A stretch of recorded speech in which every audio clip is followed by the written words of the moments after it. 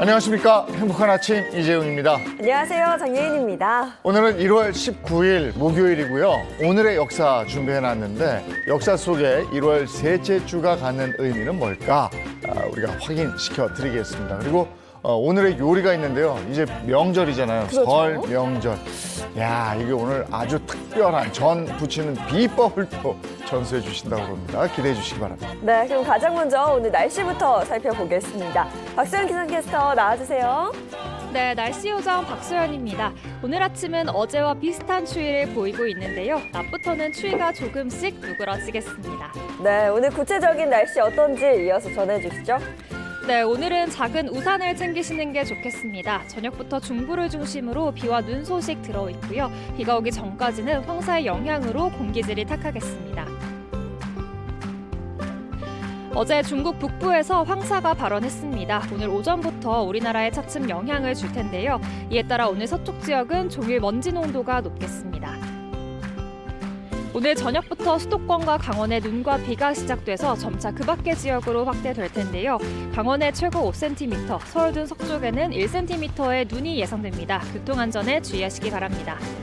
이 시각 현재 기온 살펴보겠습니다. 서울은 영하 5.9도, 대전은 영하 4.1도, 대구는 영하 4.5도 가리키고 있습니다. 오늘 한낮에는 어제보다 1에서 3도가량 오를 텐데요. 서울은 5도, 광주는 7도, 부산은 8도가 예상됩니다. 설 연휴 내내 강추위가 이어질 텐데요. 연휴 첫날에는 영하 10도까지 떨어지겠고 다음 주 초반에는 더 강력한 한파가 찾아오겠습니다. 건강관리 잘 해주셔야겠습니다. 지금까지 날씨 전해드렸습니다.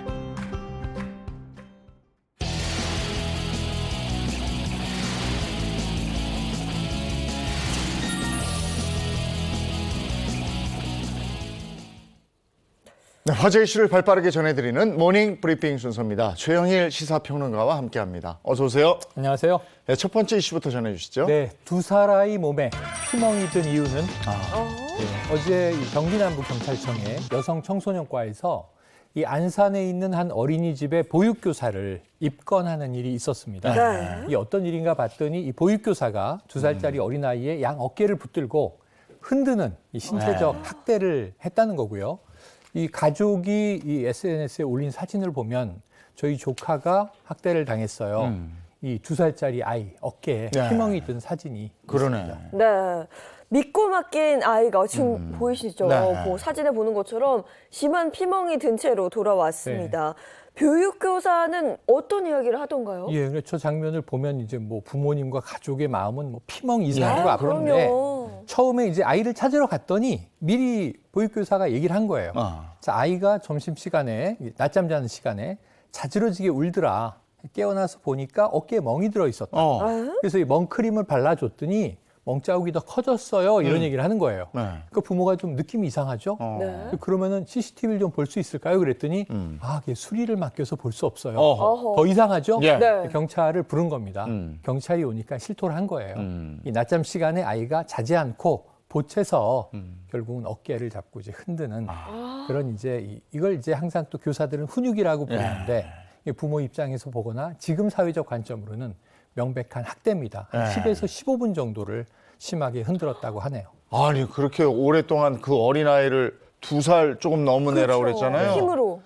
아니, 어린이집 학대 논란이 왜 이렇게 끊이지 않고 일어나는지 모르겠습니다. 네. 이걸 어떻게 해야 되나 싶기도 하고 말이죠. 자, 다음 이슈 전해주시죠. 네, 설 연휴 전기차 충전 난민. 난민이에요. 네.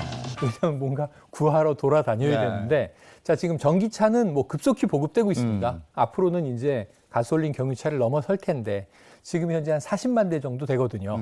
자, 그런데 이제 이 충전을 해야 가잖아요. 네, 네. 전기차는. 그런데 이제 뭐 아파트 주차장 이런 데 요즘에 충전기 잘 돼 있다 생각을 하시는데 자, 고속도로를 보니까요. 고속도로 휴게소에 800여 대의 충전기가 설치돼 있어요. 네. 이 고속도로에 휴게소가 207곳이 있습니다. 그럼 평균 한 휴게소에 4대 정도가 있겠구나. 그런데 이게 설 명절에 휴게소에 몰리는 차량을 한번 그렇죠. 생각해 보시면 예. 우리가 주유소와 비교를 하면 이거 충분한가? 충전은 또 시간이 좀 저게 필요한데. 시간이 걸려서. 네. 그래서 지금 이제 실태 조사를 해보니 이게 지난 3년 동안 2배 정도 설치가 늘었다고 해요. 예. 그런데 이게 지난해와 올해 전기차가 고속도로를 얼마나 다녔나 보니까 2만여 대 정도로 나오는데 이거는 4배로 느는 거예요. 자, 자동차는 4배로 늘어나고 충전소는 2배로 늘어난다. 그럼 앞으로 격차가 점점 벌어질 텐데 충전소가 부족하다는 이야기가 나올 수밖에 없는 거고요. 그러네요. 지금도 이미 부족합니다. 네, 게다가 다른 문제들도 있다고요. 네, 다른 문제는 충전소가 있어요. 충전기가 있는데 있다고 있는 게 아닌 게 고장 난 것도 있죠. 이 관리를 해야 되잖아요.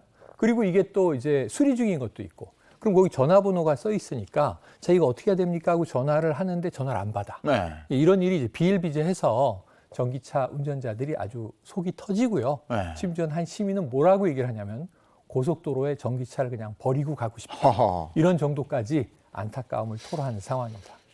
고속도로의 차 타고 가다가 내가 연료가 중간에서 떨어졌다. 네. 그래서 고속도로 한복판에 서 있다. 이게 정말 아찔한 상황인데 그렇죠. 전기차가 점점 늘어나는 만큼 인프라 구축에도 더 신경을 써야 되겠다는 생각이 맞습니다. 드는 보험사에 전화하면은 1리터 이게 기름 갖다 주잖아요. 이건 전기는 어떡하라? 전화하면 뭐 전기를 갖다 주진 않잖아요. 그럴 수는 없죠. 심각합니다. 네, 알겠습니다. 다음 이슈 전해주시죠. 네, 이게 치매 아버지를 사망하게 한 아들, 비정한 아들 얘기인데요. 이게 재판 결과가 최근에 나온 겁니다. 그런데 지금 60세에 이 아버지는 치매와 당뇨를 앓고 있어요. 네. 그런데 20대 아들이 어찌 보면 이 아버지와 함께 이 아버지를 돌보면서 살아야 되는 상황인데 상당히 심한 잔인한 학대를 하고 네. 결국은 이 아버지가 죽음에 이르도록 한 그런 상황으로 지금 나와서 이 26살 C씨에게 네. 이 대전 법원이 징역 9년을 선고를 한 그런 사건입니다. 이게 죄질이 매우 좋지 않다. 왜냐하면 이 아버지는 도움이 없이는 생존하기 어려운 네. 그런 상황인데 어찌 보면 이게 존속이잖아요. 가족이잖아요. 네. 그 이 배려하고 이 아버지를 오히려 돌봐야 하는 상황에서 아버지를 가해하고 사망에 이르게 했으므로 죄질이 매우 안 좋다. 이런 이야기가 나왔습니다. 아버지가 사망할 때까지 심각한 학대를 했다는 거잖아요. 네, 이게 지난해인데요. 지난해 초로 거슬러 올라가 보면 이 20대 아들이 아버지와 함께 동반 자살을 시도를 해요. 아유. 실패합니다. 네. 근데 뭐 이제 살기 어렵다 이제 이런 이유일 텐데 아버지는 당뇨와 치매로 이제 결국은 돌봄이 꼭 필요한 상황이었고 그런데 이 아버지를 상습적으로 가해했던 정황들이 있습니다. 그런데 결국은 이 동반 극단적 선택이 실패하고 나서는 아버지에게 식사, 약 이런 걸 아예 주지 않은 거예요. 네. 장기간 동안 이 영양실조 상태에 빠진 아버지가 심각한 상황이었는데 심지어 아버지의 하반신에 뜨거운 물을 붓습니다. 아이고. 나중에 사망의 원인은 지금 어떻게 추정되냐 하면 영양실조, 사상 이런 걸로 지금 추정이 되고 있는 거예요.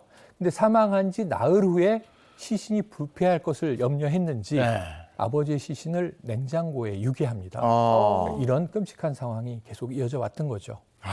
아버지한테 뜨거운 물을 붓고 그 시신을 그러면 냉장고에서 발견하게 되는 겁니다. 네, 결국은 이제 아버지가 보이지 않지 않습니까? 네. 이게 결국은 건물 관리인이 네. 사망한 지 한 달 후에 냉장고에서 아버지 시신을 발견하게 돼요. 네. 근데 이제 국과수에서 부검까지 했는데 네. 이 아버지 시신의 갈비뼈는 부러져 있었어요. 그러니까 어찌 보면 상습적인 폭행으로 네. 외부 충격으로 갈비뼈가 골절이 된 것으로 추정이 된다. 네. 국과수의 소견이기 때문에 굉장히 심각한 폭행이 장기간 이어졌던 것 같습니다. 아이고 끔찍한 사건입니다. 오늘 모닝 브리핑 여기까지 하겠습니다. 최영일 시사평론가와 함께했습니다. 고맙습니다. 고맙습니다.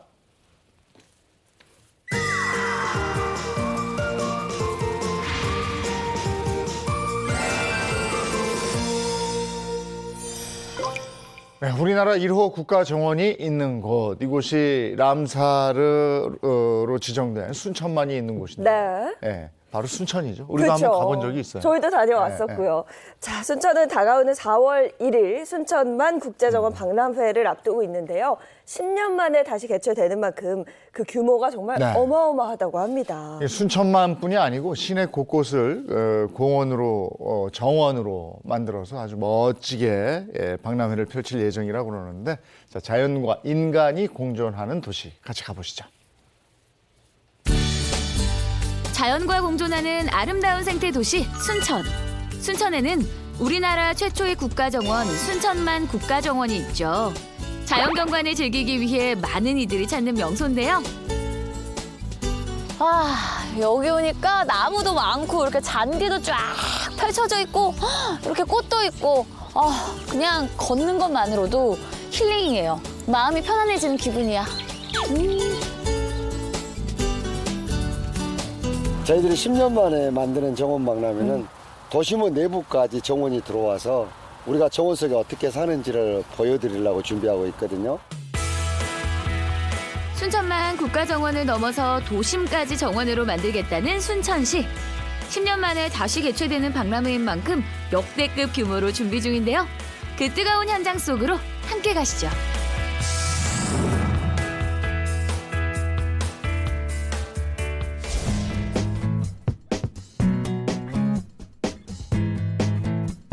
안녕하세요. 전국 방방곡곡 어디든 다니는 리포터 이상현입니다.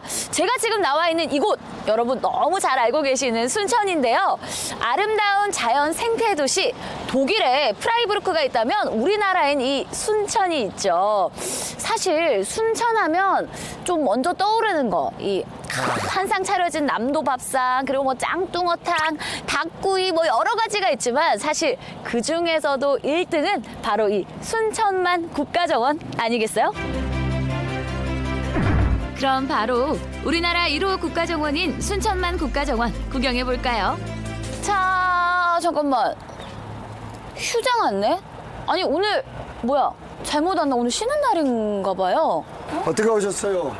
안녕하세요. 아니, 순천만 국가정원 소개해주고 싶어가지고 제가 먼 길 달려왔는데 오늘 어떻게 쉬는 날인가 아니요. 봐요. 박람회 때문에 1월 1일부터 3월 30일까지 휴장이에요. 그러면 어떡하죠? 저 구경을 좀 하려고 그랬는데 못 보고 그냥 그럼 집에 일단 가야 되겠네요. 그래요? 아니, 제가 소개해드릴게요. 제가 여기 순천시장이에요. 예. 시장님이시라고? 예. 잠깐만. 시장님이 어쩐 일로 여기까지 또. 저는 조직위원회 네. 여기 위원장이기 때문에 매일 나와서 같이 이거 만들고 있어요, 제가. 아니 그러니까 지금 그러면은 3월 31일까지는 문을 열지 않고 않습니다. 있는데 예. 안에는 엄청 바쁘겠네요. 엄청 바빠요. 시간을 누가 돌리고 있는 것 같아요. 지금. 예. 빠르게. 예. 아니 그러면은 저 좀 여기까지 왔는데 안에 살짝 어떻게 좀 안 될까요? 제가 몇 군데만 구경시켜드릴게요. 순천만 국제박람회장을 어떻게 조성하고 있는지 미리 볼 수 있는 절호의 찬스가 주어졌습니다.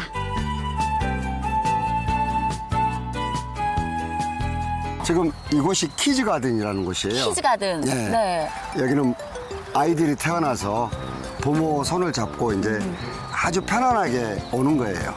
그래서 이 바위 위에 올라가서 저 멀리를 보면서 자기 꿈을 키우고 펼치는 그런 장소들이에요. 그러면 아이가 이제 자라가면서 어떻게 성장해 가는지를 이 말없이 바라보고 있는 고염나무와 이 몇만 년을 지키고 있는 바위가 지켜보고 있는 거예요. 응원도 하고. 네. 그런데 인생이 그렇게 쉽게 됩니까? 가다 보면 저런 또 바위도 만나고 저런 파도 치는 그런 인생의 곡절도 만나고 그 전 과정이 이 키즈가든 안에 지금 담겨 있는 겁니다.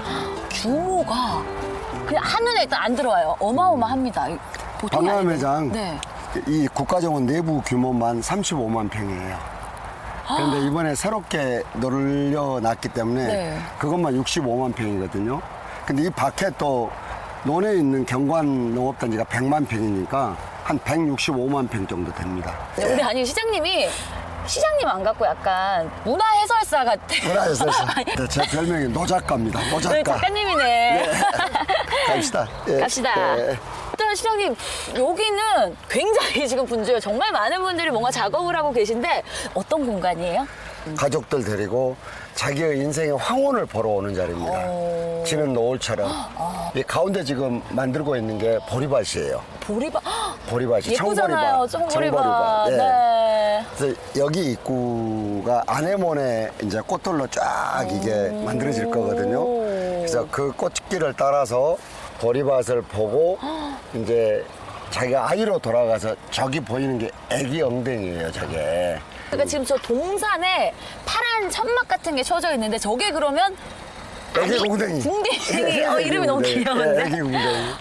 아이가 돼서 이제 태어났던 곳으로 돌아가는 거예요.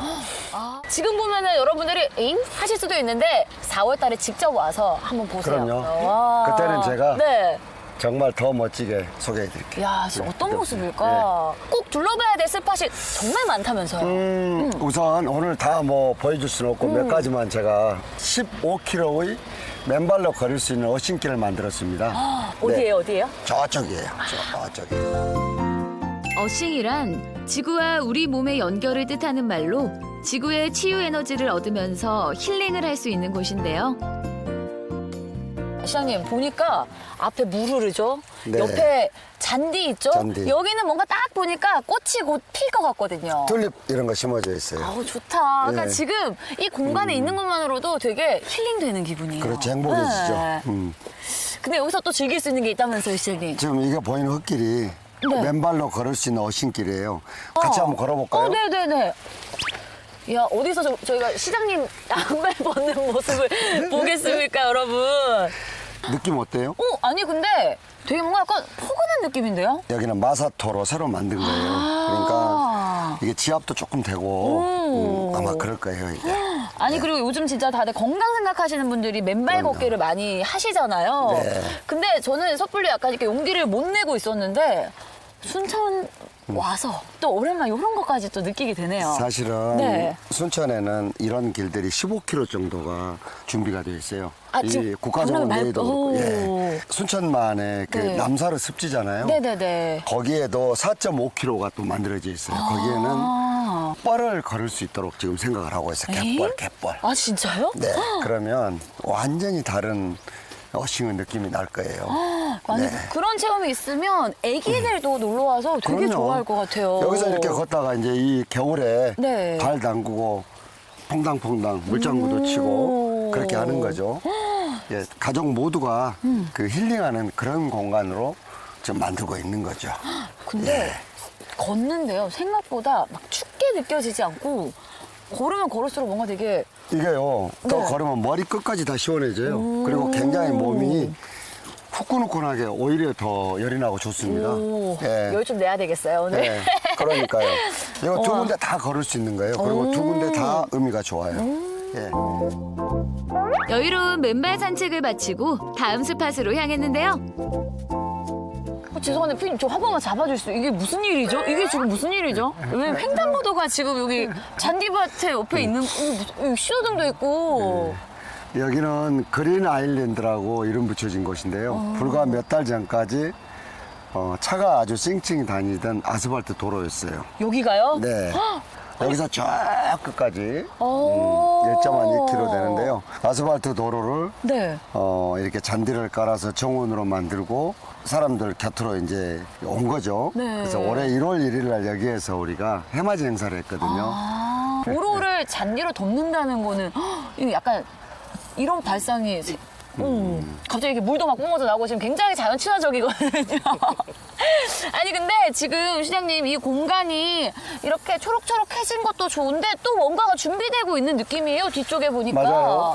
여기 보이는 이 동천이라는 강이 네. 이번에 정원박람회 개막식이 열릴 장소예요. 여기가 무대가 생기는 겁니다. 여기 그냥 물이 흐르는데요? 예, 수상 무대가 생기는 거예요. 그리고 플로팅 가든이라고 네. 흐르는 물에 정원이 만들어지는 겁니다. 에? 예. 이게 이제 네. 이 강으로 이제 배도 뜰 거예요. 우와. 그리고 주변이 다 꽃밭으로 바뀔 거고 저기 보이는 데가 저류지거든요. 원래가 네. 큰 물이 졌을 때 네. 물을 잠시 가두었다가 보내두는 곳이에요. 이걸 정원으로 만들어서 이제 사람들은 여기에서 가족들과 친구들과 또 연인들과 마음대로 뛰어놀고 마음대로 소리 질러도 될 거예요. 아마. 야호! 와! 야, 아니 진짜 일단은 좋은 공기 마시면서 흙을 밟고 잔디를 밟고 이 자연을 느낄 수 있는 것도 네. 좋은데 이 공간 안에서도 또 누릴 수 있는 것들이 많다고 하니까 아 이게 약간 작정을 좀 했구나. 이거 보통이 아니다 요거 이런 느낌이 들어요. 지금 이제 한 75% 정도 됐자 그랬잖아요. 굉장히 빠른 시간에 점검을 끝내고 아주 여러 번씩 점검을 할 거예요. 요즘에는 또 안전도 중요하잖아요. 엄청 중요하죠. 예, 여기 무대가 열리면 몇만 명이 모일 텐데 이 안전 문제까지 마지막에 점검을 하려고 그래요. 그래서 가장 안전하고 그리고 가장 아름다운 그런 정원을 만들어서 보여드리려고 합니다. 도대체 언제 이거 완성된 거 볼 수 있어요, 시장님? 4월 1일 날 개막식이고요. 네. 아마 2월 말일이면은 이게 완성이 될 거예요. 파라데스 에덴 동산 여기라니까요. 천국이 여기입니다. 그러면 저희도 가까이서 다시 보여주시면 안 돼요? 그럽시다. 같이 조금 더 가봅시다. 아, 이게 구경할 게 네, 많아가지고. 순천만 국제정원 박람회의 마지막 스팟. 지금까지 이런 길은 없었다. 국내 최장으로 조성된 마로니의 길입니다. 우리나라에서 가장 긴 마로니에 길이 여기가 조성이 되어 있습니다. 지금은 이제 아직 봄이 안 됐기 때문에 네. 잎사귀가 안 나 있는데 아마 4월 달이 되면 아주 파란 잎사귀 사이로 낭만적으로 걸을 수 있고 가을 되면 정말 멋있는 길이 될 거예요. 우리나라에서 가장 긴 마로니에 길입니다. 아, 아니 사실 뭐 벚꽃나무 길 이런 건 들어봤어도 마로니에 길이 이렇게까지 잘 조성되어 있는 건 진짜 처음 봐요. 우리나라 처음이에요, 이게. 가장 아마 아름다운 길이 될 거예요. 와, 요거는 사실 제가 제 눈으로 아직 보지 못해서 어떤 네. 느낌일지 상상이 안 되는데 4월 1일에 와서 확인을 좀 해봐야 될 것 같습니다. 그러세요. 지금 오늘 보신 것은요, 굉장히 많은 것 중에 아주 조금 보여드린 거예요. 이만큼. 아주 조금. 아마 네. 한 3일 이상 오셔서 보셔야 될 거예요. 순천만까지 보셔야 되니까. 네. 이 카메라 한번 딱 보시고 순천만 좀 기대되는데 네. 가볼까 고민하시는 우리 시청자분들께 한 말씀 해주시죠. 저희들이 10년 만에 만드는 정원박람회는 도심원 내부까지 정원이 들어와서 우리가 정원 속에 어떻게 사는지를 보여드리려고 준비하고 있거든요. 자, 도의지에서 여러분들 얼마나 힘듭니까? 대도시에서 얼마나 힘들어요? 수도권 벨트에서 얼마나 스트레스 많이 받습니까? 순천으로 오십시오. 파라다이스가 순천입니다. 대한민국의 새로운 이정표고 새로운 표준을 우리가 만들어 놨습니다. 순천에서 뵙겠습니다. 올 4월에는 생태수도 순천에서 아름다운 정원과 함께하세요.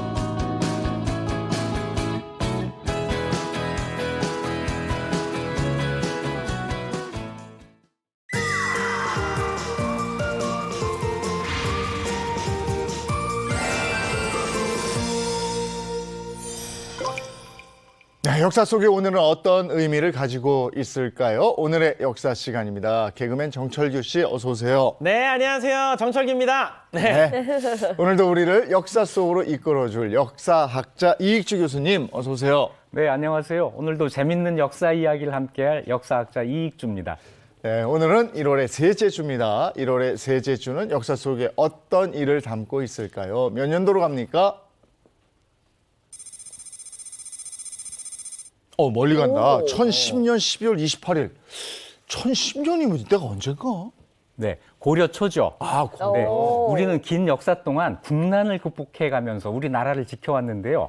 그런데 때로는 힘이 붙여서 서울을 빼앗기고 왕이 피난한 일도 있었어요. 네. 왕이 피난한 이것을 왕이 먼지를 뒤집어 쓴다라고 해서 몽진이라고 하는데요. 자, 몽진. 여러분은 몽진하면 어느 왕이 떠오르세요? 아니, 선조죠, 뭐. 임진왜란 때 먼저 도망가셨잖아요. 네. 그렇죠. 아마 많은 분들이 선조를 먼저 떠올리시겠죠. 네. 그런데 선조보다 훨씬 더 전에 지금으로부터 무려 1000년도 더 된 때 1010년 음력 12월 28일은 고려의 제8대 국왕 현종이 개경을 벌이고 나주로 피난하는 사건이 있었던 날입니다. 야, 멀리 갔다. 네, 왜 그럴 수밖에 없었는지 그 당시로 한번 돌아가 보시죠. 네. 네, 음력 11월 16일 거란 성종이 40만 대군을 이끌고 고려를 침략해 옵니다. 고려에서는 군인들을 총동원해서 30만 명을 모아요. 40만 대 30만. 이 전투가 벌어지는데 고려군을 지휘한 사람은 강조라는 장군이었습니다. 처음에는 강조가 이겼어요.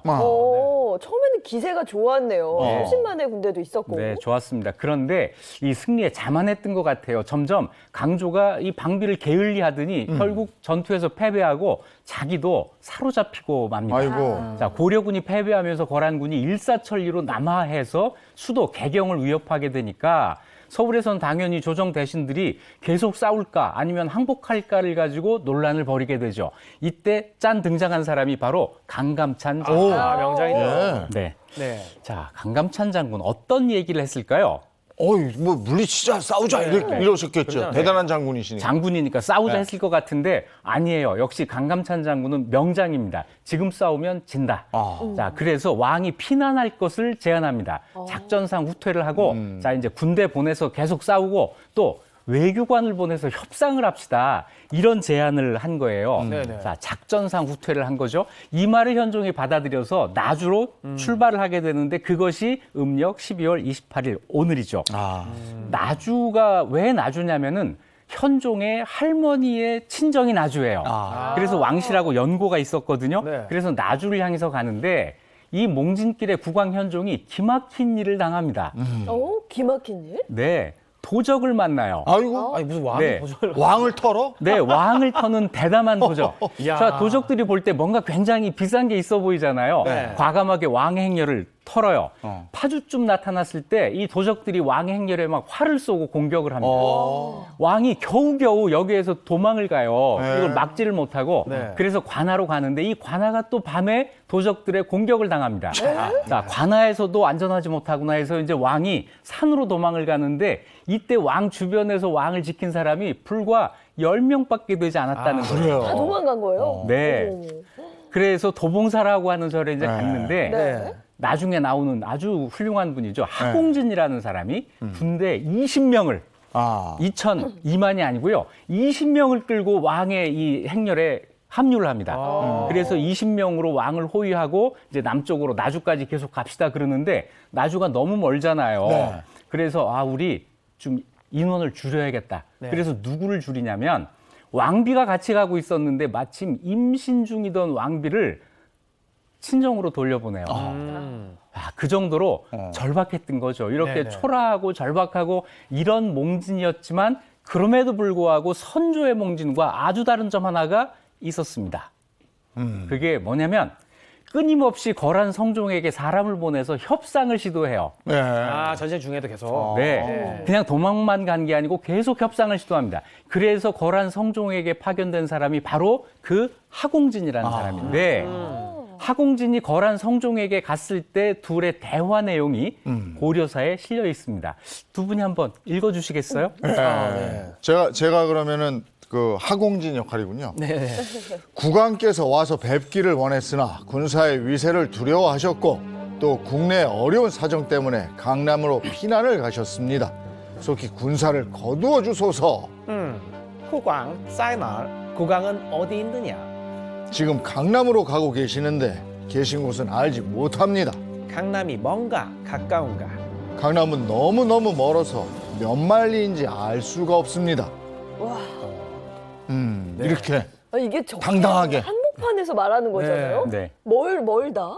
이게 과연 통했을까요? 네, 게다가 우리 말리 안 되잖아요. 그런데 몇 말리인지 모르겠습니다. 그런데 이게 놀랍게도 통해요. 어허. 거란 성종이 우리 지도를 안 갖고 있었던 거예요. 야. 그래서 거란 성종도 불안하죠. 내가 일국의 황제인데 남의 나라에 이렇게 깊숙이까지 가도 되나? 이런 불안감이 있고 보급도 문제가 되고 또 곳곳에서 고려군이 나서서 싸우는데 만만치가 않거든요. 게다가 고려에서 거란 성종이 물리칠 수 없는 약속 하나를 합니다. 지금 돌아가면 고려 국왕이 직접 거란에까지 가서 항복을 하겠습니다. 물론 처음부터 지킬 생각이 없었지만 이런 약속까지 해요. 그러니까 거란 성종이 못 이기는 척하면서 군대를 돌리킵니다. 그래서 전쟁이 끝나요. 그런데 이때 하공진은 인질로 거란에 붙잡혀 가게 됩니다. 아이고. 아니 어떻게든 간에 이렇게 뭐 거란의 입장도 있었겠지만 협상을 전쟁이 끝난 건 정말 잘한 건데 잡혀서 어떻게 되나요 그러면은? 거란 성종이 하공진을 굉장히 높이 평가해요. 그래서 나의 신하가 되어라 이렇게 권유하고 결혼까지 시켜줍니다. 그런데 하공진은 계속 고려로 돌아갈 생각만 해요. 좋은 말을 사가지고는 고려 가는 길목마다 다 배치해놓고 이제 여차하면 가려고 하는 거죠. 이게 들켜요. 그래서 이제 성종 앞에 끌려가는데 성종이 그러지 말고 나랑 내 신하가 되라. 그러니까 나는 우리나라를 배신할 수 없습니다. 이렇게 이제 올바른 이야기를 하는 거죠. 성종이 계속 권유를 해요. 그러지 말고. 그러니까 이제 하공진이 싫습니다. 싫어요. 싫다니까요. 계속 이렇게 더 강경하게 불손하게 얘기를 하니까 결국에는 이제 화가 치밀어 올라서 하공진을 죽입니다. 고려사 기록에 이렇게 나와 있어요. 죽인 다음에 간과 심장을 꺼내 먹었다. 엄청나게 화가 굉장히 난 거죠. 좀 엽기적이죠. 그 정도로. 네. 자, 하지만 하공진의 외교는 대성공을 거둔 거잖아요. 이 외교의 중요성 아무리 강조해도 지나치지 않는데요. 오늘은 나라를 위해 심장과 간까지 내놓은 이 하공진이라는 외교관 좀 기억하고 넘어갔으면 좋겠습니다. 예, 알겠습니다. 이제 다음 역사로 가겠습니다. 몇 년으로 갑니까? 1918년 1월 18일. 이날은 어떤 일이 있었습니까? 우리 역사에 몇 번의 세계대전이 있었죠? 두 번 있었죠. 일 2차 일- 세계대전. 일차 두 번 네. 있었죠. 네. 오늘은 제1차 세계대전이 끝난 다음 이야기를 하게 될 텐데요. 1차 세계대전은 1918년 11월 11일 오전 11시에 정전협정이 체결되면서 공식적으로 끝이 납니다. 전쟁이 끝난 다음에 전후 처리를 위한 회담이 시작이 됐는데 승전국 대표 27명이 모여서 파리에서 강화회의를 해요. 이걸 파리 강화회의라고 하는데요. 우리가 주목할 점은 이 회의에 참석하려고 노력한 한국인이 있었다는 사실입니다. 아니 우리가 1차 대전에 참전국이 아닌데 그죠. 파리 강화 회담에 우리가 나가려고 했다고요? 네. 나갈 수가 있었나? 네. 그 당시 한국인들이 그걸 알았어요. 이 파리 강화 회의가 앞으로 세계 질서를 만들어 나갈 것이고 그거에 따라서 우리의 운명도 달라질 수 있다라고 생각을 한 거죠. 게다가 그 바로 직전에 미국 대통령 윌슨이 제창한 민족 자결주의가 여기에서 받아들여질 거라고 하는 이런 소문이 돌고 있었어요. 민족 자결주의. 이게 뭐죠? 이게 각 민족은 자기 장래를 스스로 결정할 수 있는 권리가 있다, 뭐 이런 거 아니었습니까? 그렇잖아요. 그러니까 네. 우리 민족의 장래도 우리가 결정할 수 있다는 얘기가 되는 거잖아요. 그래서 여기에 기대서 우리도 독립할 수 있겠구나라는 생각을 한 겁니다. 실제로 파리 강화회의의 결과로 폴란드, 체코슬로바키아, 사우디아라비아 이런 나라들이 독립을 했어요. 하지만 이 민족 자결주의는 1차 대전에 패전국의 식민지에만 적용되는 아주 냉정한 논리였죠. 그래서 독일, 오스트리아, 튀르키예 이런 나라들에만 적용이 되는 거고 우리는 좀 어려웠죠. 그러니까 일본이 1차 세계대전의 승전국이었으니까 그러면은 일본의 식민지였던 우리는 그게 해당이 안 안 되는 됐네. 거네요. 맞아요. 지금 우리가 아는 것처럼 그 당시 한국 사람들도 그걸 알고 있었습니다. 알고 있었지만 그럼에도 불구하고 가만히 있을 수는 없다. 우리가 직접 파리에 가서 우리의 독립을 호소해야 된다라고 생각해서 많은 사람들이 파리에 가려고 했는데 가는데 성공한 사람이 2명 있었어요. 누구냐면 상하이에 있었던 여운형과 김규식 두 사람입니다. 네. 여운형이 주 중국 미국 공사 크레인을 만나서 한국의 독립을 호소하는 청원서를 전달해요. 네. 이게 뭐 약속된 자리가 아니라 길에 가는데 갑자기 튀어나와가지고 크레인한테 이걸 전달을 한 거예요. 자, 그리고 그 문서가 파리 강화회의까지 제출되도록 해놓고 김규식을 이제 파리에 보낼 계획을 세웁니다. 우리는 파견 자격이 없었을 텐데 그렇죠. 어떤 자격으로 가게 되는 거죠? 근데 개인이 가면 안 받아들일 것 같으니까 조직을 만들어요. 그 조직이 신한 청년당이라고 하는 조직이고 이 당의 대표로 김규식이 가는 거죠. 그 당시에 여운형 33세, 김규식 38세였으니까 청년이 맞죠? 자, 이제 경비를 마련해야 됐습니다. 예. 파리까지 가는 경비를 마련하기 위해서 상하이는 물론이고 중국 각지에 있는 한국인들이 모금을 해요. 심지어는 블라디보스토크에서까지 돈을 보냅니다. 이걸 가지고 경비를 마련하고 자, 이제 여권 만들어야 되잖아요. 여권은 우리는 여권 못 만들어주니까 중국 여권을 만드는데 그때까지만 해도 중국이 한국의 독립에 우호적이었어요. 네. 진충웬이라고 하는 중국 이름으로 김규식의 여권을 만드는데 네. 성공합니다. 마지막으로 뭐가 필요하냐면 대표, 거기까지 가는 교통이 필요하잖아요. 그렇죠. 가야 되니까. 네. 그런데 그 당시에 파리로 가는 전 세계 사람들이 집중이 돼서 파리표 매진이에요. 아이고. 야, 이게 자, 매진했네. 네. 그래서 이제 이 여운형이 표를 사러 갔는데 당연히 매진이죠. 네. 표를 구했는데 그게 이제 요코하마를 거쳐서 가는 이런 배표였어요. 이거 좀 난감하죠. 왜냐하면 일본을 거치게 된다면 거기서 붙잡힐 수도 있잖아요. 네. 근데 마침 거기서 귀인을 만납니다. 정위슈라고 하는 중국 여성을 만났는데 네. 중국 여성이 그 말을 하는 거예요. 이 표 여기서 가면은 잡힐 걸. 그러면서 내가 마침 파리 직항하는 표 2장이 있는데 내가 양보할 테니 니들이 가라. 아, 중국 분이요? 예, 그래서 와. 정유슈라고 하는 이 여자분이 양보한 표를 가지고 두 사람이 파리에 가는 거죠. 아이고. 정말 고맙네요. 네, 귀인이에요. 이 귀인이네요. 정유슈라고 하는 분, 이 프랑스 파리에서 이제 법학을 공부하고 유학을 했고 나중에 중국에 들어와서 초대 대법관을 지낸 아유, 그래요? 중국의 여걸입니다. 네. 그럼 결국 파리에 도착을 하나요? 파리까지 가요. 파리까지 가는데 이준 열사하고 똑같은 일이 벌어집니다. 헤이그까지 갔는데 회의장에 못 들어가잖아요. 마찬가지로 파리에 갔는데 회의장에 들어가질 못해요. 회의에 참석할 자격이 없었던 거죠. 자, 그래서 그 대신 회의에 참석하지 못하지만 파리에 모여든 수많은 외교관들, 언론인들을 상대로 해서 한국의 독립을 호소하는 독립 활동을 벌입니다. 네. 그때 이 사진이에요. 이 사진은 이제 그때 한국 대표를 도와줬던 외국 사람들과 같이 찍은 사진인데 앞줄 맨 오른쪽이 바로 김규식입니다. 네. 앞줄 맨 왼쪽이 여운형의 동생 여운홍이라는 사람이고 뒷줄 왼쪽에서 세 번째가 조소왕 선생이에요. 네. 자, 저분들이 이제 저기서 저런 일을 했어요. 그런데 가기 전에도 알았어요. 우리한테는 해당되지 않는다. 우리 못할지도 몰라. 네. 이런 거 다 알고 갔어요. 알고 간 그 흔적이 김규식의 이 말 중에 있습니다. 이런 말을 하고 가요. 지도상에서 보더라도 조선반도는 쌀알만큼밖에 나타나 있지 않고 조그맣다. 코리아란 나라는 거의 알려지지를 않았다. 나 혼자의 말만 가지고는 세계의 신용을 얻기가 힘들다. 그러니 신한청년당에서 서울에 사람을 보내 독립을 선언해야 된다. 서울에서 독립을 선언한 것. 이게 뭐죠? 이게 1919년 3월 1일 3.1운동이에요. 네. 다시 얘기해서 신한청년당의 이 활동이 3.1운동의 모아선이 됐다라고 평가할 수 있는 대목이죠. 자, 오늘은 세계 1차 세계대전이 끝나고 새로운 세계 질서가 만들어지는 그 시기에 그걸 기회로 해서 한국의 독립을 위해 노력한 두 명의 청년을 기억하면 좋겠습니다. 여운형과 김규식입니다. 네. 오늘은 역사 속의 두 번의 사건이 다 외교 관련이야. 오. 정말 열심히들 하셨네요. 그 어려운 상황 속에서도. 자, 다음 역사 몇 년도로 갑니까? 1968년 1월 21일.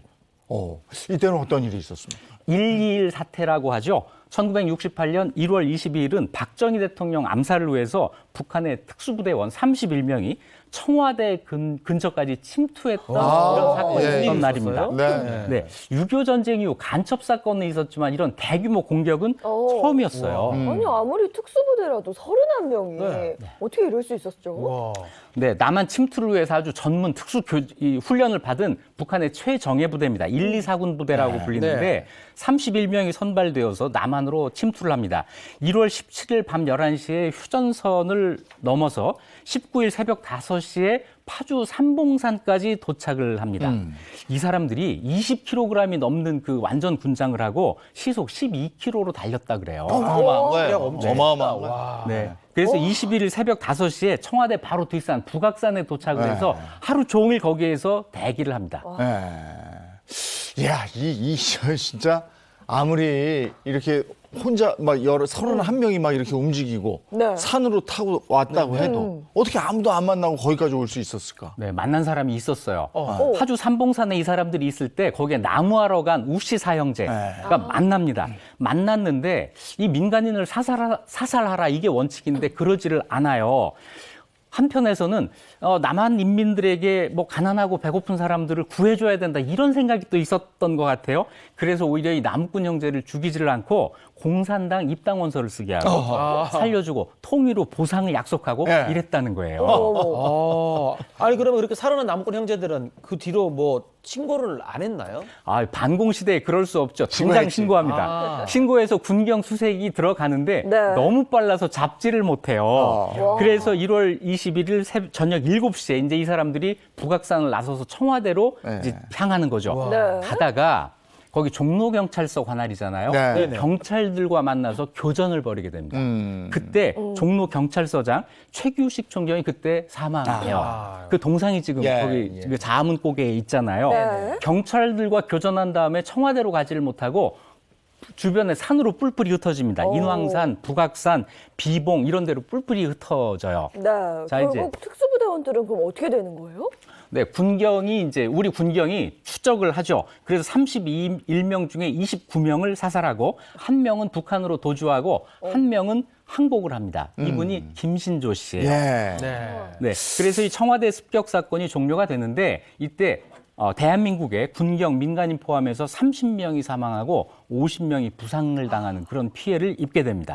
그래서 1.21 사태 이후에 예비군도 생기고 대한민국 안보에 더 신경을 쓰게 되잖아요. 네, 당연히 전군인 제대 보류, 휴가 금지 이건 뭐 당연한 거고요. 군 복무 기간이 연장이 돼요.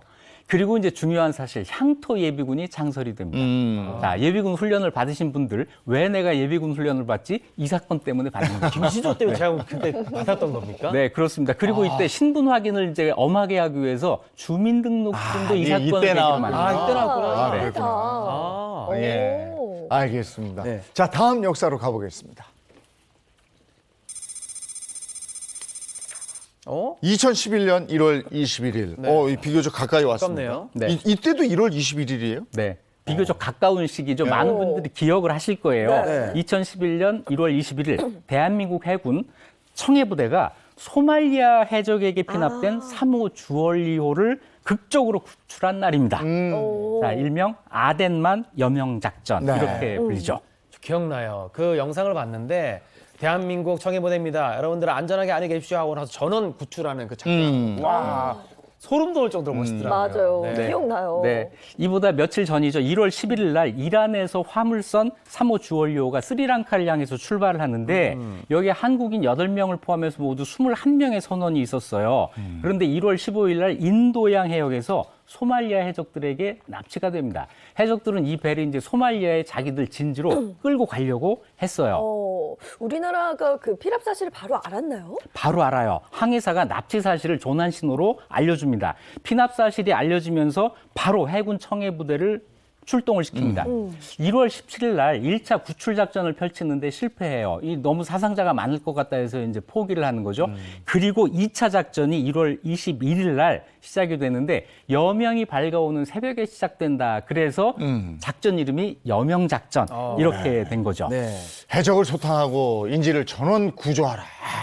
한치 오차가 있어서도 안 되는 거잖아요. 네. 그래서 새벽 5시 38분 우리 해군이 위협 사격을 하면서 작전에 돌입하고요.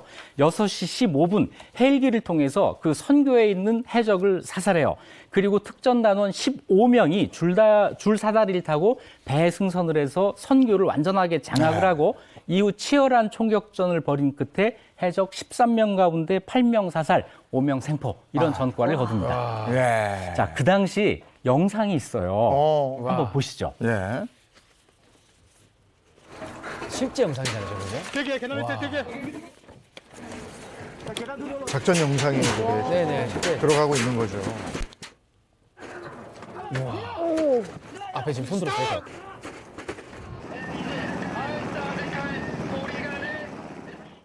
생포하는 모습이고요. 그 배 안으로 들어가는 선교부터 기관실까지 차례차례로 접수해 나가는 건데 그렇죠. 우리 해군 정말 멋지네요. 예, 이렇게 선원 21명을 모두 무사히 구출합니다. 9시 56분 모든 작전이 종료가 돼요.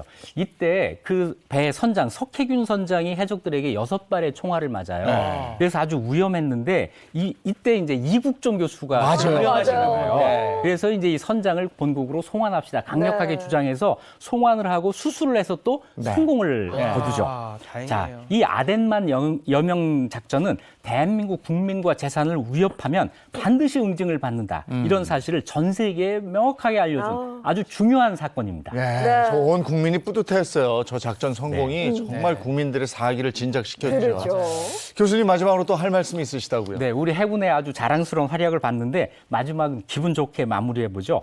1853년 1월 15일은 우리가 사랑하는 작곡가 베르디의 오페라 일 트로바토레가 초연된 날입니다.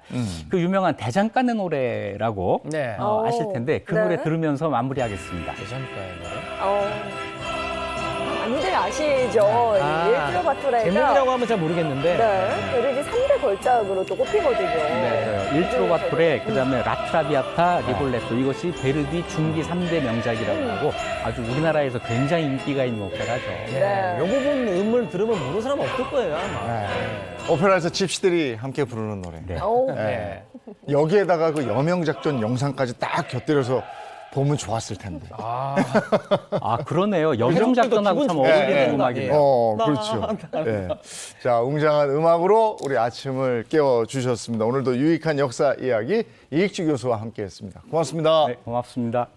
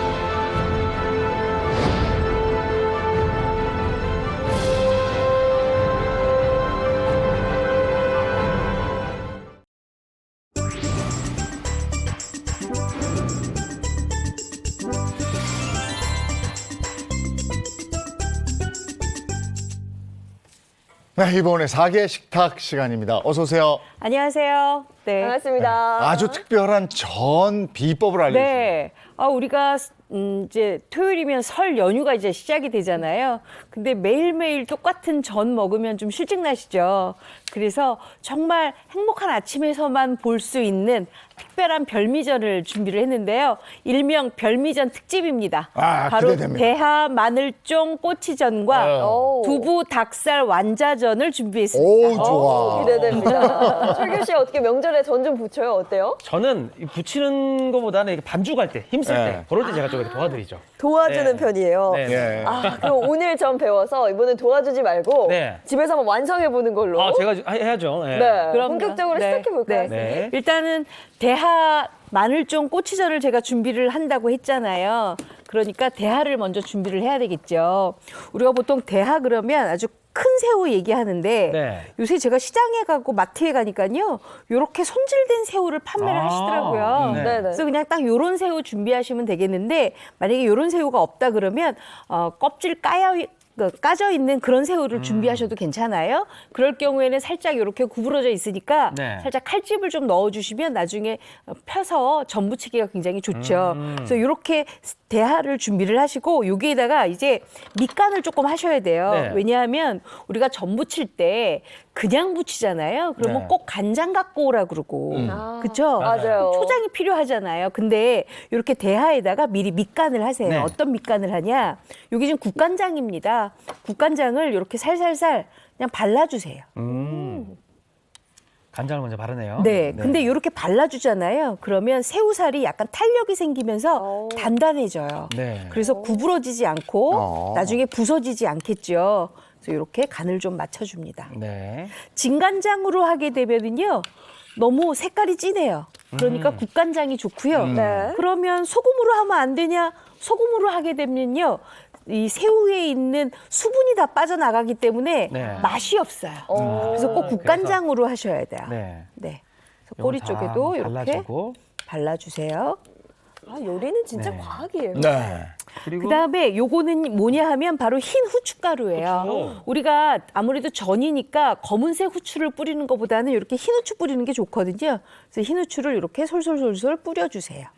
이 후추는 살살 뭐랄까 그 새우의 비린맛도 좀 잡아줄 뿐만 아니라 네. 맛을 내주는 역할을 하니까요. 이렇게 살짝 뿌려주시는 게 좋아요. 자, 이렇게 다 됐으면 이제 이 대하 새우하고 짝꿍이 될 마늘쫑을 준비를 하시는데요. 네. 요 마늘쫑 보시면 제가 미리 이렇게 좀 데쳐왔거든요. 그러네요. 왜냐하면 마늘쫑을 센 것으로 같이 이렇게 꿰잖아요. 네. 그러면 대하는 빨리 익혀지는 대신에 요 마늘쫑은 덜 익혀지거든요. 제가 잠깐만 네. 요 불 좀 줄이고 올게요. 마늘쫑 이거를 그냥 물에 데치나요? 아니면 어떻게 해요? 끓는 물에다가 데치시면 되는데요. 네네. 끓는 물에다가 약간의 소금을 넣고 살짝 넣었다가 30초 만에 건져내셔야 돼요. 네. 그리고 얼른 재빨리 찬물에 좀 헹궈주시는 게 좋아요. 네. 그리고 또 하나 가장 중요한 거. 많은 분들이 이렇게 꼬치전 네. 그러면 이 꼬치를 구입하고 그냥 바로 쓰시거든요. 네. 그렇게 하지 마시고 이것도 끓는 물에 살짝 데쳐서 찬물에 헹궈서 쓰시면 아. 잡내가 나지 않아서 좋겠죠. 위생적이고. 네. 자, 그럼 이제 한번 꿰어볼까요? 대하를 이렇게 가운데 한 1.5cm에서 2cm 정도에다가 이렇게 네. 놓고 대하, 네, 하나 더 넣었네요. 대하. 아, 대대. 이거 진짜 네. 맛있겠다. 대하, 그다음에 마늘쫑. 마늘쫑 네. 똑같이 이렇게. 네, 그리고 그리고 이렇게 한번 데쳐주면은요 꼬치가 잘 들어가요 마늘쫑에. 네네. 그리고 대하 하나. 대하가 여러 개 들어가네. 대화를 진짜 아낌없이 다시 넣으시는데요. 또 마늘쫑. 그다음에 마늘쫑 하나. 네. 저는 맛이 없을 수가 없어요. 대화가 저렇게 그리고 많이 들어가면. 대하. 대하. 대화. 저 비싼 거 아니에요? 대하 마늘쫑, 대하 마늘쫑, 대하. 네. 비싼 거 맞습니다. 이렇게 해서 준비하시면 돼요. 어때요? 이쁘죠? 네, 이뻐요. 훌륭하죠. 이렇게 놓고 그럼 하나만 더 깨워볼까요? 네. 자, 또 대하. 대하, 마늘쫑, 대하. 만약에 우리 집은 식구 너무 많아서 대하 2개 끼워놓으면 사람들이 조금 못 먹는 사람이 있을 것 같은데요. 그러신 분들은 그냥 이렇게 대하 마늘쫑 대하 이렇게만 하셔도 돼요. 이렇게. 네. 요거는 본인이 그냥 식구 수 생각하셔서 네네. 이렇게 하시면 돼요. 이렇게 이제 준비가 됐어요. 네. 자, 그랬으면 이제 보통 이제 이렇게 준비가 다 되면 뭘 하냐 하면 바로 밀가루에다가 계란물을 입히잖아요. 네. 근데 우리는요, 요거를 밀가루에 묻히지 않고요. 요게 지금 녹말가루예요. 녹말가루죠? 녹말가루만 이렇게 살살살 뿌려요. 아, 이렇게 아예 묻혀버리는 게 아니라 뿌리는 네, 이렇게? 네, 뿌려요. 네. 아. 왜냐하면 요거에다가 우리가 밀가루를 많이 묻히잖아요. 네. 그러면 텁텁하고 맛이 없어요. 어. 그러니까 이 맛이 없는 대하를 먹으려면 이걸 왜 만들겠어요? 그렇죠. 그러니까 이렇게 녹말가루만 살살해서 밀착만 되도록 이렇게만 준비를 해주세요. 이렇게 녹말 많이 쓰진 않네요. 네. 네. 딱 이렇게만 준비해 주시는 거예요. 네.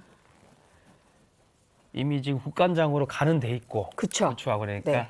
잘 하면. 익혀지기만 하면 되잖아요. 네, 네, 네. 이렇게 집에서 전 좀 부치세요, 우리? 저 좀 주도적으로 하진 않았고요. 좀 도와주는 네. 느낌으로 했었는데. 아, 그래요? 배워서 전 안 해보겠습니다. 부치세요? 아니 요즘에 어제 그 마트에 가보니까요. 네. 요즘에는 냉동 모듬전이라고 그래서 그걸 파는데 집에 가서 계란물만 묻혀서 부치시면 돼요 이래요. 아, 그래요? 아, 어. 진짜 편해졌어요 요즘에. 아, 그러시구나. 근데 대하 마늘종전은 없잖아요. 아, 그건 없죠. 그쵸, 요건 만드셔야 돼요. 아, 이런 건 네. 뭐 나올 수가 없죠. 자, 요새 이렇게 달걀을 이렇게 풀어놨거든요. 풀어놨으면 여기에다가 소금 간을 약간 하세요. 이렇게. 그러면 훨씬 더 나중에 간장이나 이런 게 필요 없어요. 바로 간이 맞춰지니까. 네. 자, 이렇게 됐으면 요거를 부쳐볼게요. 식용유 약간 두르고. 우리도 이번에 명절 전 어떻게 할까 하니까 어제도 제가 잠깐 말씀드렸는데 이번에 공덕동 걸 할까 뭐 이촌동 걸 할까 뭐 이렇게 얘기를 하더라고요. 이보은의 네. 대하 마늘종 새우전 하셔야죠. 네. 행복한 아침 오셨으니까 이렇게 해서 달걀을 입혀요. 이렇게 한번 입혀주세요. 그리고 난 다음에 붙여주세요. 이렇게. 네. 근데 요 붙일 때는요, 마늘종이 혹시 갈라지지 않도록 이렇게 하고 나서 네. 숟가락으로 이렇게 국물을 좀 끼얹어 주세요. 네. 그러면은 좀 살살이 밀착이 좀 좀 네. 되겠죠. 명절에 전 굽는 그 소리 그리고 전 향 이런 게 참 좋았는데 그 어머니의 수고로움이 있었어요. 맞아요. 사이사이 더 발라주네요. 네, 이렇게 네. 해야 떼어지지 않고 굉장히 맛있게 부치실 수가 있거든요. 네. 그 모양도 또 잘 나와야 되니까. 모양이 또 이뻐야 되잖아요. 네, 그렇죠. 이렇게 해서 불은 처음에는 센 불 하시고 중간에 약간 약하게 네. 해주시고 되고 하나 더 붙여볼게요. 네. 이게 우리가 2년 거의 한 3년 만에 온 가족이 다 모일 수 있는 명절이라서 그렇죠. 네, 전 진짜 많이 구우실 것 같아요. 맞아요. 요번 같은 날은 어머님들이 솜씨발이 한다고 또 친척들도 오시잖아요. 네. 그러니까 아우 전을 뭐 하지? 뭐 좀 색다른 거 하고 싶은데 아마 분명히 그러실 거예요. 네. 이럴 때는 요렇게 요 새우전으로. 이게 지역마다 특색 있는 전들이 또 있더라고요. 맞아요. 우리 네. 동네에서 이거 꼭 해 뭐 이런 게 있어. 무슨 전 하세요? 저희는 제가 김치 부침개를 너무 좋아해가지고요. 아우. 할머니가 꼭 그거 해주셨는데요. 김치부치. 예, 제가 좋아하는 걸 그렇게 알면서도 안 해줘요 요즘에. 집에 계신 분은? 자, 이렇게 해서 전을 붙이고요. 제가 또 매운 거 옆에도 몰라. 네. 이렇게 전을 붙이고 있어요. 아, 저는 그 철기 씨 그거 버섯전도 타지 않게 좀 잘 좀 보세요. 그것도 버섯전도 맛있죠. 저는 그 생선전 좋아하는데 생선전에 그렇게 가시가 많아 근데. 아, 그것도 그걸 정성인가? 아니 그걸 잘 이렇게 네. 해야 되는데 요즘에는 자꾸 그렇더라고요. 아직 뒤집으시면 안 돼요. 아, 그래요? 네. 그리고 어렸을 때는 그 동그랑땡 좋아했죠. 아, 네. 그럼요. 네. 고기전도 좋아하고. 고기전. 네. 오늘 동그랑땡 비슷한 거 나오잖아요. 네. 네, 오늘 동그랑땡 있어요. 자, 이렇게 해서 네. 그거 좀 붙여지고 있죠. 네. 이제 수요일 한번 뒤집어 볼까요? 아니요, 아직 뒤집으면 안 돼요. 아, 아직 아닙니까? 네.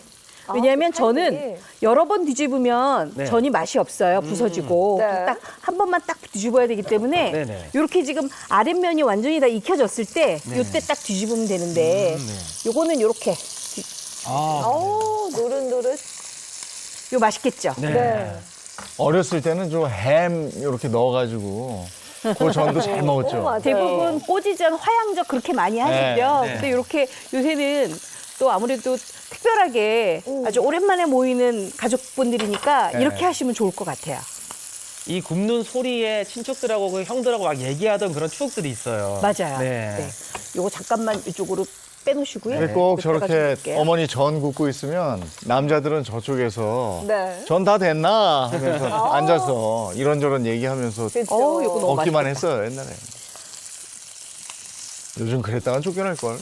도와주셔야죠. 이렇게 해서 이제 요 대하, 마늘종, 고추전은 네, 이렇게 네. 준비하시면 되고요. 제가 지금 부치고 있어요. 네. 자, 그 다음에는 제가 아까 완자전 말씀하셨잖아요. 네, 네. 그러니까 제가 오늘 완자전을 준비할 건데 특별한 완자전이에요. 바로 두부하고 두부하고, 네. 네, 두부하고 닭가슴살. 요 닭가슴살하고 그다음에 요 채소만 있으면 되거든요. 네. 근데 요거는 굉장히 비율이 중요합니다. 조고 가서 좀 꺼주고 네네네. 오실래요? 탈까봐. 비율이 중요한데 요 손두부 같은 경우에는요. 요게 지금 딱 500g이에요. 그리고 이 닭가슴살은 400g이에요. 요게 들어가야지 밀가루가 들어가지 않고 전분가루 들어가지 않고 완자전이 만들어집니다. 이 비율을 꼭 지키셔야 돼요. 근데 요 손두부 같은 경우에는 이제 으깨서 칼날로 으깬 다음에 면보에다가 싸서 물기를 좀 꽉 짜주셔야 돼요. 네. 그렇게 되면 어떻게 되냐면 이렇게 보슬보슬한 두부가 만들어지겠죠. 요게 이제 밀착력이 있는 거예요. 그래서 요거 준비해 주시고요. 그다음에 요 닭가슴살은 하얀색 피막을 여기를 좀 떼어내고 난 다음에 잘게 썰어서 곱게 다져주세요. 네. 곱게 다지면 어떻게 되느냐? 바로 요렇게 돼요. 네. 요렇게. 이렇게. 아, 그래서 요것도 두부처럼 이렇게 그렇게 됐네요. 네, 요것도 이렇게 다져 주시고요. 아유, 그거 너무 힘든데 어떻게 다져요 하실 텐데 요거 그냥 칼날로 왜냐하면 닭가슴살은 굉장히 연하기 때문에 네. 잘 다져지거든요. 그래서 이렇게 준비하시고요. 그다음에 양파 다져서 준비하시고요. 이렇게. 네. 그다음에 당근도 딱 50g만 네. 이렇게 썰어서 준비를 하세요. 그다음에 청양고추 3개, 네. 붉은 고추 2개도 이렇게 딱 썰어서 네. 준비를 하시면 요것만 있으면 밀가루가 더 이상 들어가지 않은 아주 맛있는 전을 준비하실 수가 있어요. 네. 자, 그러면 한번 섞어 볼게요. 두부 들어가고요. 물을 따로 넣을 거 없이 이렇게 바로 그냥. 이거 물 안 만들어요? 넣어요. 아, 그래요? 물 넣으면 큰일 나요. 자, 그다음에 요거 닭가슴살. 닭가슴살도 다진 넣어주세요. 거. 네. 그리고 요거 양파도 넣어주시고요. 네. 요게 우리 어머님들 많이 하시는 동그랑땡 육원전하고 똑같은 건데 네. 일부러 재료를 두부하고 닭가슴살만 쓴 거예요. 음. 요거 다이어트 하시는데 아주 좋겠죠. 오, 그러네요. 그다음에 당근도 이렇게 준비를 좀 해주세요. 네. 아주 담백할 것 같아요. 네. 아, 닭가슴살에 맛있겠어요. 그리고 두부에. 청양고추, 네. 청양고추 들어가면 그게 빨간 천연조미료. 고추. 빨간 맞아요. 고추. 네. 만약에 아이들 있는 집에서는 그냥 피망이나 파프리카 넣으셔도 괜찮아요. 이제 색감이 굉장히 좀 이쁜 그렇죠. 거죠? 색감이 네, 굉장히 들어가서. 이쁘죠. 자, 그랬으면 요거를 이제 양념을 해야 되잖아요. 네. 요게 지금 맛술이에요. 맛술 맛술. 2큰술. 그리고 다진 마늘 1큰술 넣고요. 네. 그리고 여기 소금이 들어갑니다. 소금으로 간 맞춤을 하세요. 네. 3꼬집 정도 넣으시면 되는데 요거 네. 3꼬집 정도면 한 2분의 1 작은 술에서 약간 우리 집은 좀 짭짤하게 먹습니다 하는 경우에는 2분의 1 큰 술 넣으시면 되고요. 그다음에 아까 제가 얘기한 흰 후춧가루 후추 여기도 들어가나요? 네, 반죽에도? 여기도. 네. 오. 이렇게 해서 요걸 치대요. 많이.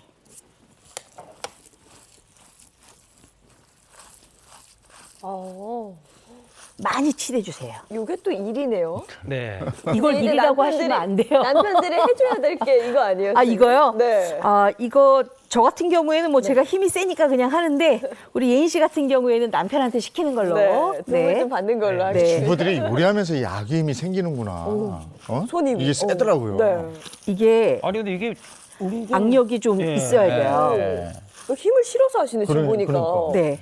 저는 그리고 이게 녹말이 들어가야 좀 이렇게 뭔가 잘 아니에요. 될 거라 생각을 녹말이 했는데. 들어가면은 오히려 전 부쳤을 때는 처음엔 맛있지만 우리 전이라는 거는 부쳐놓고 좀 있다가 맞아요. 데펴 먹거나 그러잖아요. 네네. 그러면 네네네. 딱딱해져요. 아. 그렇기 때문에 절대로 여기다가 밀가루나 녹말을 넣으시면 안 되고요. 네. 그냥 딱 아까 제가 얘기한 대로 두부 500g에 닭가슴살 400g의 네. 비율만 지키시면 딱 떨어지잖아요. 그러네요. 그렇죠? 네. 저렇게 단련이 돼 있으니까 나이 들면 와이프한테 딱 잡히면 그냥 가는 예. 거야. 예, 경험담을 그렇게 말씀. 네. 자, 이렇게 해서 빡빡빡 이렇게 만들어요. 네. 자, 그랬으면 이렇게 좀 치대서 만들었으면 저 네네. 뻔지. 아니. 네. 이거 불 켜시면 안 돼요. 아, 요 옆에 거 킬까요? 네, 옆에 거 켜야 되는데 아직은 아니고요. 좀 그래요? 이따가. 주먹으로 이제 그러니까 뻔지가. 오. 이게 단련이 돼 있다니까. 네. 그 생활 속에서 어쩐지 점점 세지더라고. 저는 반죽을 정권으로 하는 거를 오늘 처음 알았습니다. 그러니까. 이래야 이 완자전이요 부서지지 않아요. 아니 근데 진짜 그랬으면 정성이에요 저걸. 네. 요거를 이제 만들어야 돼요. 어느 정도 만드냐 하면 사실 요거 이렇게 비벼서 만들 때 네네네. 너무 작게 만들면 부치는데 오래 걸리잖아요. 네네. 그리고 닭가슴살하고 요 두부는요 잘 익혀져요. 네. 그렇기 때문에 딱 요렇게 직경 6에서 7cm, 어우, 되게 예쁘다. 두께 1.1cm가 약간 안 되게 네. 이렇게 만들어 주시고요. 요거는 요렇게 해서 좀 놔야 되잖아요. 그래야 우리가 부치죠. 이렇게 딱 올려놓으세요. 닭가슴살로 저렇게 하는 거 괜찮다. 요거 굉장히 맛있어요. 네. 엄청. 네. 그동안 돼지고기 담백할 가지고 것 저렇게 하지 같아요. 않았나? 그렇죠. 네. 그리고 이 안에 채소들이 다 들어있기 때문에 요거 한 끼 식사로도 아주 좋아요. 네. 네, 그렇게 했어요. 네. 이렇게 아우, 만들어 주시고요. 어쩜 저렇게 예쁘게. 철국도 빚어보세요. 네네네. 아니 저 뒤에 우리 대형 화면에 지금 네. 전 나오고 있는데 너무 맛있어 보여가지고. 야. 그리고 너무 두껍게 하잖아요. 그러면 익혀지는 데가 좀 오래 걸리니까 그렇죠. 너무 두껍게는 하지 마시고요. 네, 네. 철규 씨 어디 가세요? 네네네. 아 그렇게 하시면 안 되고 아, 그렇죠. 여러 번 하고 난 안 되는 다음에 거였어요? 네네. 여러 번 하고 난 다음에 이렇게 네. 동그랗게 만들어서 네네네. 그러니까 저기 이제 그 집안 며느리들이 모여서 예전에 다 저걸 하면서 네. 이런저런 얘기를 하잖아요. 그게 여론이 형성되는 거라니까. 이렇게 누군 어떻더라, 누군 그렇죠. 어떻더라. 너무 얇게 했습니다, 저는. 어, 왜 연예인 얇게요? 누구는 뭐 아이들 어때 뭐. 자 이렇게 네. 또 옆에 한번 놔둬볼겠어요? 네. 네. 저게 좀 재밌어요 초반에는. 네. 많이 하면 힘든데. 어렸을 때는 엄마가 하고 있으면 괜히 옆에 따라하고 싶어가지고. 그렇죠. 자 이렇게까지만 이제 할게요. 네. 자 이렇게 다 됐으면 이제 전을 붙여야 되겠죠. 네. 요거 잠깐 밑으로 내려놓고요. 네. 전을 붙여야 되는데 어떻게 전을 붙이냐 하면 제가 이렇게 미리 좀 해놓은 게 있죠? 땡을 네. 이렇게 만들어 왔어요. 근데 제가 아까는요, 이 땡을 만들어 왔는데 제가 아까는 여기다가 일부러 참기름을 넣지 않았거든요. 네. 왜냐하면 혹시라도 전반죽을 좀 오래 보관하실 분들도 계시잖아요. 그럴 경우에는 참기름을 넣지 마시고 지금처럼 바로 반죽해서 먹을 거다 그러면 참기름 조금 넣으셔도 돼요. 네. 자, 그랬으면 이제 붙여요. 어떻게 붙이느냐? 뭔가 붙이는 것도 잘 붙여야 될 것 같아요. 그쵸. 여기에다가 지금 녹말가루를 살짝 이렇게 입히고 난 그렇죠. 다음에 네. 이 밀가루를 살짝 입히세요. 근데 밀가루를 털어야 돼요. 너무 많이 입히면 안 되고. 녹말하고는 다르게 한번 이렇게 그쵸. 담그네요, 그래도. 예. 그래서 네. 털어요? 계란물 딱 해서. 그리고 달걀에다가 이렇게 넣으세요. 네. 이렇게. 손이 많이 가긴 해요, 저게. 아유 정성이죠. 네. 저는 정말 뭐. 정성이네요, 이거. 예. 그래서들 공덕동 가는 거야. 근데 지금 이쪽 계란물은 여기도 소금이 좀 들어갔나요? 네, 소금이 좀 들어갔어요. 아. 자, 이렇게 해서 준비하시고요. 근데 요 정도의 저는 충분히 어머님들 잘 붙이실 수가 있거든요. 네. 자, 이렇게 해서 기름을 좀 여기에 두르고요. 달궈지면 네. 이거 좀 붙일게요. 꼭 기름에는 뭐 들기름 함께 쓴다거나 그런 건 아니죠? 아, 그래도 너무 좋은데요. 저는 지금 네. 식용유만 했어요. 식용유만. 네, 이렇게 해서 붙여주세요. 그리고 들기름 향을 좀 내고 싶다 그러면 다 붙여졌을 때 네. 마지막에 살짝 둘러주세요. 그냥 가볍게 한 번만. 네. 근데 저렇게 붙이다 보면 프라이팬 온도와 기름 온도가 너무 올라가가지고 뒤에 탈 하는 수가 것들은 있죠. 타버리더라고요. 그쵸. 맞아요. 불 조절도 잘해야 되겠더라고요. 네. 그렇기 때문에 불 조절은요, 처음에는 센 불로 하고, 익혀지고 나면은 중간으로 고치셔야 돼요. 네. 이렇게. 아 근데 저거는 엄마가 이제 전 부칠 때 옆에 서서 젓가락 하나 들고 네. 딱 붙여지는 거 먹는 게 진짜 최고거든요. 그동안은 그렇고 사셨을 텐데 이제 며느리가 되셨으니 공덕동에 가야지요. 아니에요. 이제 행복한 아침을 봤으니까 네. 꼭 이렇게 만드셔야 돼요. 집에 사시면 되죠. 그럼요. 자, 그래서 이렇게 구워주시고요. 이렇게 동글동글하게. 자, 그래서 제가 오늘 생방송이라 이걸 네. 다 할 수가 없어서 옆에다가 조금 미리 만들어 놨거든요. 네. 요거를 제가 조금 잘라서 드릴게요. 네. 이렇게 해서 아우, 저 맛있겠죠? 대하전 진짜 맛있을 네. 것 같아요. 맛있겠어요. 이렇게 맛이 없을 수가 없어. 그렇죠. 잡수시고 반으로 잘라서. 그다음에 요거 동그랑땡도 2개 해서 이렇게 네. 해서 드리시면 될 것 같아요. 아니 맨날 고기로 만든 그 동그랑땡을 네. 먹다가 하나 더 닭가슴살이랑 주실 두부가 거죠? 주재료죠. 저거 아주 좋은데요. 예전에 종로 2가에 저 동그랑땡 잘하는 집이 있었어요.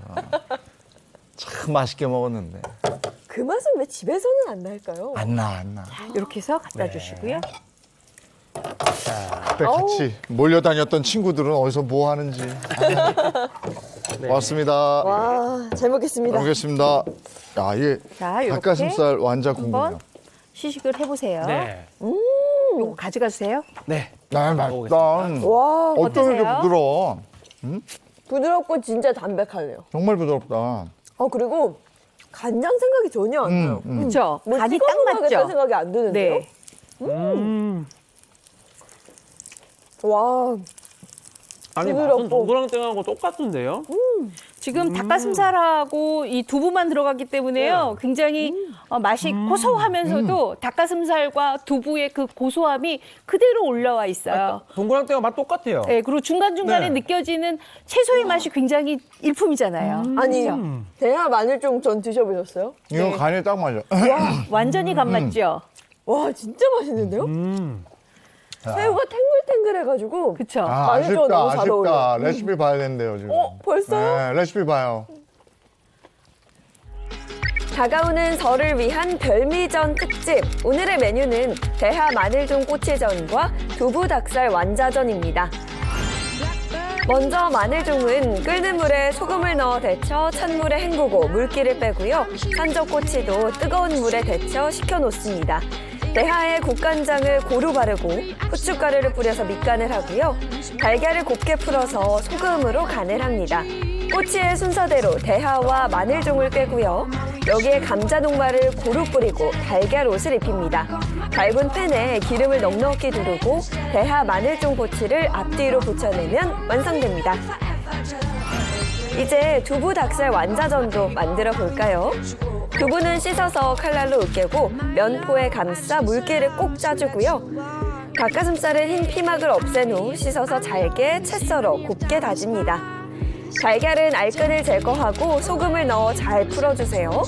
두부, 닭가슴살, 양파, 당근, 고추, 이 전 양념을 치대서 반죽을 만들고 완자를 빚습니다. 완자에 녹말가루, 밀가루, 달걀 순서로 옷을 입히고요. 팬에 기름을 두르고 센 불에 전을 올린 후 약불에서 앞뒤로 붙여주면 두부 닭살 완자전 완성입니다. 특별한 별미전과 함께 행복한 설 보내세요. 아, 레시피 나갈 때 너무 욕심을 냈어요. 대하 마늘종 꼬치전, 두부 닭살 완자전. 야, 강추입니다, 강추. 진짜 맛있는 별미전이에요. 새로운 전을 원하십니까? 그렇죠. 바로 네. 이 전입니다.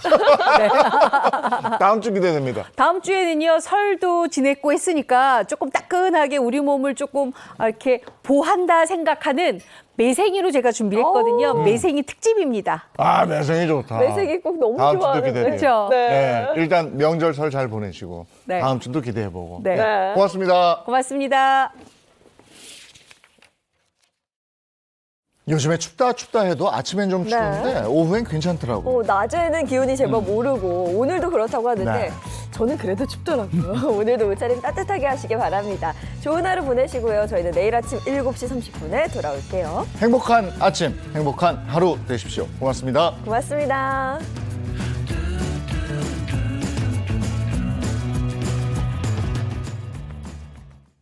채널 A